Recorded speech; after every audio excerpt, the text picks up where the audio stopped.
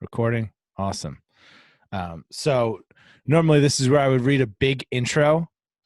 So I've got an intro just for you though. I like it. All right. All right. Here we go. Welcome to Out of Home Insider, the loudest voice in out of home. And we've got a really special guest. And you guys know, typically this is where I read a long, glorious introduction, but the only appropriate introduction here is, ladies and gentlemen, please welcome the undefeated, undisputed heavyweight champion, the all-time leader of the Out of Home Insider Show podcast downloads and views and all that. He's the number one guest of all time. Craig Benner, welcome back. Well, you know, the sequel is always less interesting than the original. Listen, man, Cobra Kai has proved that concept wrong. So I feel like we got Danny LaRusso here, and we're gonna do something pretty fun today. What have you been up to? You know, just doing the deal. You know, it's been fun. Venues are opening up. The complexion of the business has changed again. You know, we're continuing to work with our brand partners and just living life in this new normal. Yeah, it's certainly been the world has changed a little bit since we did this last time. And speaking of change, something that we maybe talked about a little bit, Creative just launched a pretty cool concept with connected TV. Yep. So teased it out a little bit, had kind of a travel bent when we talked about it, but we launched a Creative Connect, which is the industry's first digital out of home to connected TV format sequencing product. So it's effectively consumers. It's consumers will see one of our targeted digital out of home ads, and then we'll be able to extend the value of that investment into the living room and reinforce the brand message into over the top devices and connected TV. So really the story there is we know what out of home is good with. We know it's brand building. We know there's big, beautiful screens. And if we can couple that exposure with something that's a little more emotive, video, sight, sound, and motion, kind of more of a lean back experience inside the home, kind of those two exposures, if we can control the exposure cadence, we know that will have massive recall benefits, massive response benefits. And in all of our kind of proving out the concepts, it's been highly validated. So we're super excited about the product, and clients are too. As we've rolled it out, it's been highly resonant to brands and agencies and clients. Right, because it reeks of two things that I love, which is efficiency and also effectiveness. Was this an idea that came out of a conversation or out of a need? Was somebody asking for this, or just something you thought made sense and wanted to test with the market? So it's interesting because we've always, you know, and I think last time I was on, I even talked about, hey, you know, heterogeneous exposures to different mediums and different formats is key to maximizing recall and ultimately inducing some sort of behavior that you care about, right? Inducing outcomes that you care about. And it actually brought me back to probably 10, 12 years ago. And along this theme of every format has its place in media mix optimization. And I remember we were working with, back when I was in digital, we were working with one of the large domestic autos. And they cared about, this was a lower funnel in-market campaign, and they were running display and they were running search. And they were doing like build and price and leads. And it was all about driving that efficiency. And we were doing the display, and they were running their search. And on a cost per KPI standpoint, search was outperforming display. So they said, okay, cool. It's zero sum. We're just going to take all of the display budget and we're going to dump it into search. And we said, probably not the best idea, but you be you. And they did that, and their search volumes went down 40%, you know, spoiler alert, you know, not the best strategy. And Craig, for anybody that may not be familiar with that, why did that happen? So because display was driving the intent, which search ultimately transacted. Right, because no So better way to capture demand than search, but yeah, you still exactly. got to create demand. Exactly. So they ultimately said, okay, well, we can't even spend this money because we couldn't generate any demand. So the moral of the story was yeah, display, much like out of home, you need to understand the place of each format. And you need to understand that you need to generate intent, you need to Right. cultivate intent or influence, and then ultimately you can transact that. And it's funny when you can control the exposure cadence like a Creative Connect, then you can say this is an audience, this is a cohort that saw these out of home ads, which we know are high impact, fraud free, 14 by 48, big, beautiful ads, and then ultimately reinforce that message in more of a lean back environment inside the home with 15, 30-second spots, even longer form spots on connected TV, where more and more people are spending more and more of their time. All of a sudden you can build intelligent frequency across intelligent formats, and ultimately tell that story, which you just flat out couldn't. And keep in mind, this is not an omni-channel solution.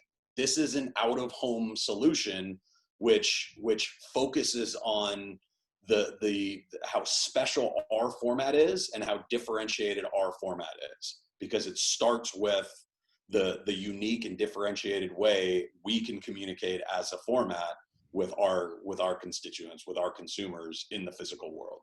And elaborate on why that delineation is so important.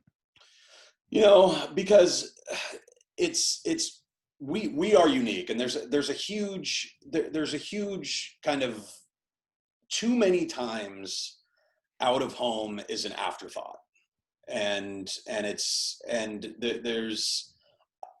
kind of dueling factions right now in the out of home space, where a lot of times people think just by virtue of making our inventory available that people are just going to start buying it. And I specifically delineate omni-channel versus out of home specific, because a lot of the omni-channel DSPs are starting to offer digital out of home as a bolt-on solution. And the big debate is kind of access versus education. And the right answer is it access or education? The right answer is yes, right? It's you need to educate, make sure people understand the effectiveness of the format, and then ensure that it's accessible everywhere. But just by virtue of making the inventory available on omni-channel DSPs does not mean that it's going to be purchased. We still have a ton of work to educate the market, digital buyers, strategy teams, out-of-home specialists, as to why digital out of home, programmatic digital out of home, broader digital out of home, strategically purchased from an audience standpoint, can be effective in driving outcomes before we democratize and commoditize the inventory. Like ultimately it can be transacted right now, before we can just expect droves and droves and droves of people to be purchasing it the way that it is purchased, like other similarly situated programmatic formats. Is this where the fragmentation of out of home really becomes the Achilles heel? Is the education, or how does a creative educate its clients on why this is a best practice and how it makes sense?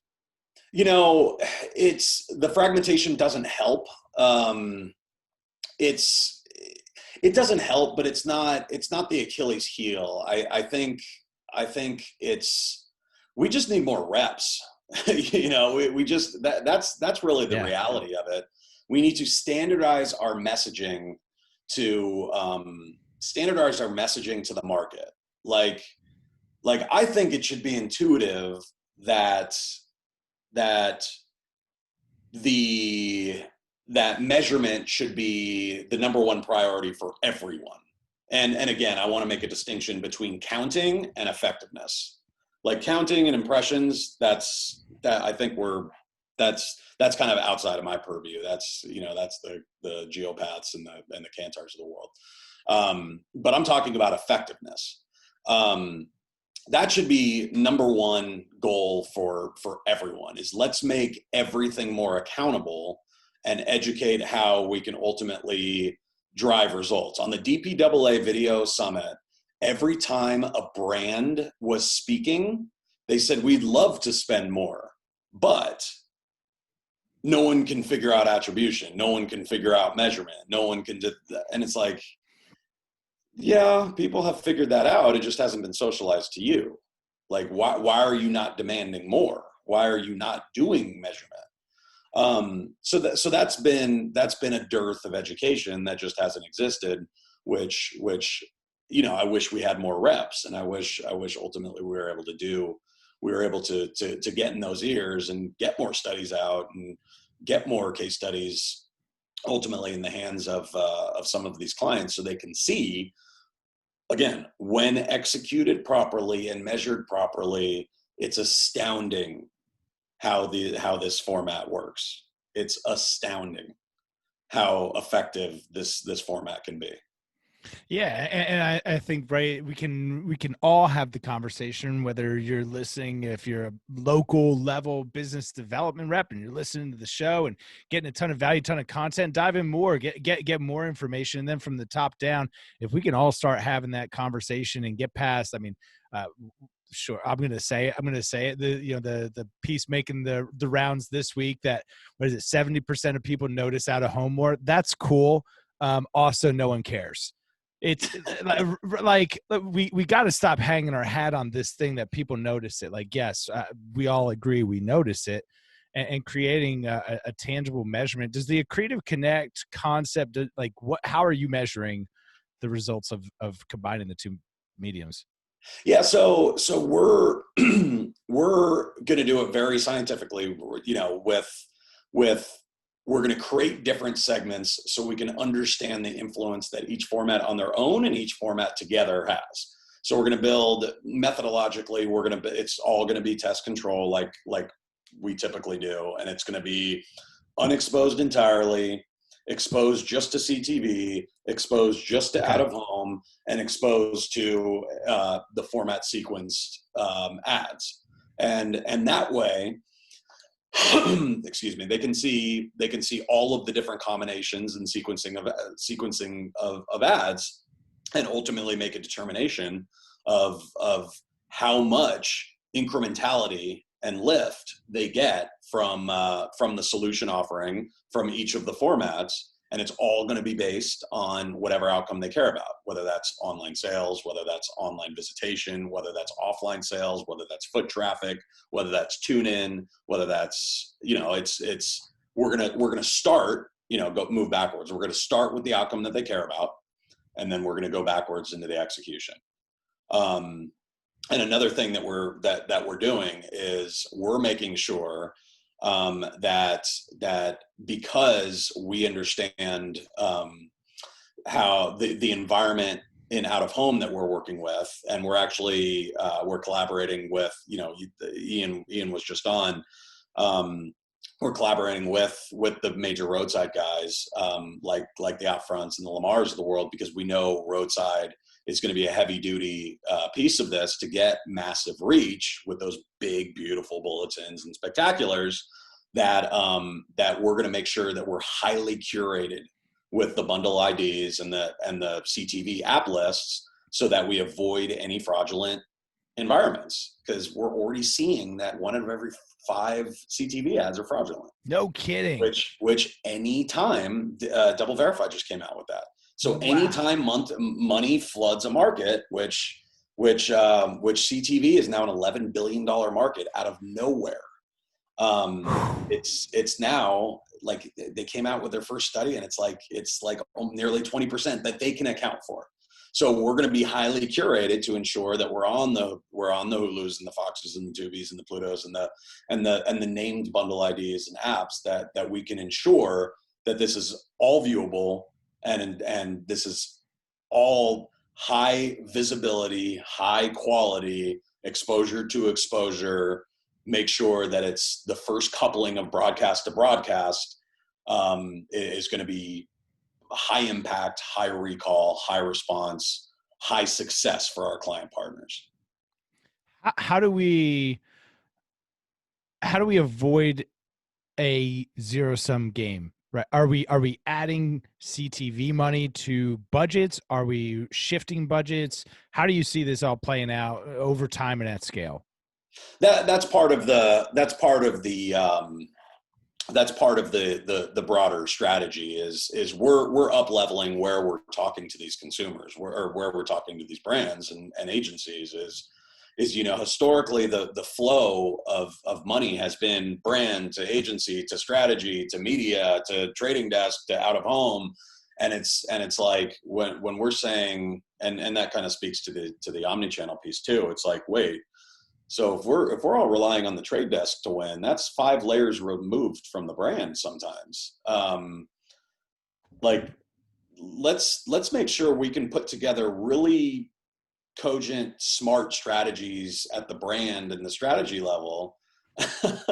Right. and with our specialist partners and with our creative partners, and then all of a sudden the silos don't matter as much because they can tap from multiple sources, and it's just about the customer, consumer centricity, and it's about making sure that you're telling the right story that these creatives have ultimately spent their entire production budgets on, making sure that it stays on brand and ultimately can extol the the virtues of the brand and tell the story that you want them to do across screens.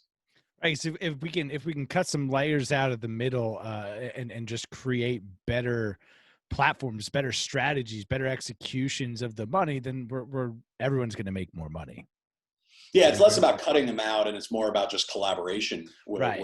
with all of them, and ensuring that everyone is working together to win. Right. And it's less of a competitive issue and more of a, we're all going to win because this is all going to, again, it's not just a spray and pray. It's more of a, we're going to collaborate and coordinate exposures of these high value formats together to ensure that both from a consumer and a brand perspective, the best story is told for the brand. Absolutely. DPAA just wrapped up last week. Any key takeaways? It was so well done. The Barry and the team did a fantastic job. The content was great. The key takeaways is there's a hunger for digitalization. There's a hunger for that education that we talked about. There's one of the key takeaways is that 2021 is going to be a great year for all of us. And there's a lot of innovation out there. There's a lot of smart people thinking about things. There's a lot of, it's funny. There's a select, like the brands that participated all had really positive experiences. We just need to zoom out and make sure that more of them are participating as much as the ones that are diving in. And again, that's just a function of education. That's a function of more reps. That's a function of all of us working together to do this thing. So I was highly encouraged and really fired up coming out of that summit. And that's awesome. And obviously that goes a long way to the education part. So kudos to Barry and the team for pulling that off. All the feedback, everybody has been talking about it. Very, very high accolades. So great job. Thank you for sharing that. Craig, where can people find out more about Creative connect with you? Where are you most active? LinkedIn is still the most active. They can go to creativeads.com. We're working on a kind of a stealth, another site that's going to be chock full of just brand success. Awesome. Helpingbrandswin.com. Right now it just redirects to the Creative Ads site, but we're going to be working on something that just talks about the accountability. It literally just talks about case studies where brands and agencies have used our platform to drive results. And it's part of that education process to ultimately say, the thesis is simple, right? 70% of our waking hours, we are outside. So theoretically, we are consuming a ton of out-of-home inventory throughout the day. Right. We're spending 4%. The chasm is massive because we don't have the right measurement. If we can show that you can win with this, it's not going to go to 70%, but it sure is going to go bigger than 4. Let's do it. So it's that's one of the things that we're working on. And then we have yet another big announcement, which is going to be in Q4, which is going to be product related, which will make it easier and more. It will make our product offering more accessible to the masses. Awesome. In a slightly different way, which will be good for brands across a larger swath of industries, markets, and geographies. Okay, we'll have to kick off the new year with talking about that. Craig, as always, man, a pleasure. Thanks for being here. Thanks for having me, Tim, and congrats on 1 year, by the way. Absolutely. Hey, thanks so much. Looking forward to doing a whole nother year of it. Hey, if you found this to be helpful, the number one way you can help the show, click the subscribe button down below, share this, leave a like, leave a comment, and as always, we'll see you guys next time.